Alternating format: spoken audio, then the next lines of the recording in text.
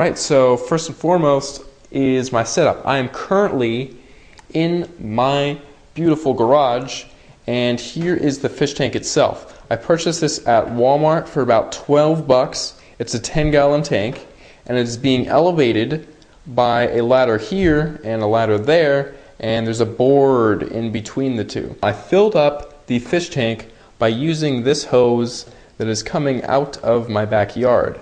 Next is the camera. It is pointing directly at the fish tank, and the lens that's on here is a 50mm lens. It is a prime lens, so it's going to be very sharp.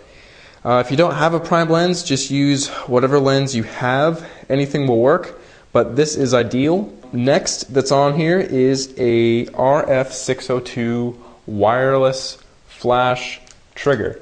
This just pops on the cold shoe or hot shoe, whatever you want to call it, and all this does is that whenever you take a picture, pushing the button, it will fire the flashes and illuminate your subject perfectly. So here is the two flashes. There's one here and one here. Both flashes have plastic bags over them to protect them from water, and both of them also have the RF602 receiver on them to receive the flash signal, so they fire.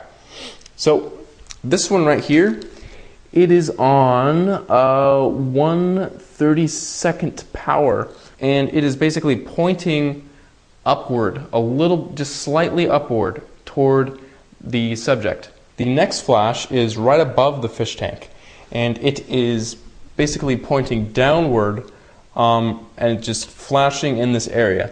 This is really cool because once I drop the fruit and it's right about here, you can see the water reflections from the surface being projected onto the fruit or vegetable itself. So that is a really cool trick. Next, let me show you the background that I'm using. Here it is right here. It's on another light stand, and what is attached to the light stand is this reflector holder. This is actually originally meant to hold a reflector, but I actually have a board right here. So it's just a black board that you can buy at any office store, whatever you need to do, and it basically just holds onto it. It's like a little claw that just kind of grabs onto it. Now, right now this is black, but if I wanted a white background, all I would have to do is put a whiteboard here and then turn on this flash, which is just pointing upward at here. It's just to blow out the background completely to make it totally white. The power on this flash, I would probably turn it to about 1/4 power max and 1/16 power probably to the lowest. I don't want to do full power because if you're on full power, the flash duration will be longer and you may get motion blur. So always try to use the lowest powered settings you can on all 3 flashes, or all 2 flashes, or whatever you're using. Alright, so just remember that it is the flashes that are freezing the motion, not the camera.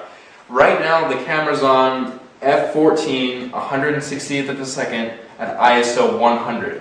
So if I were to take the picture with no flashes going off, you would just see total darkness, because with the camera settings it's eliminating all visible light right now.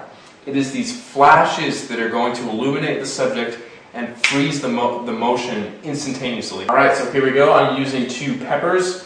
Peppers are really good because they're very vibrant, they are very light, and they float very well. So it's perfect for dropping into a fish tank. So here we go.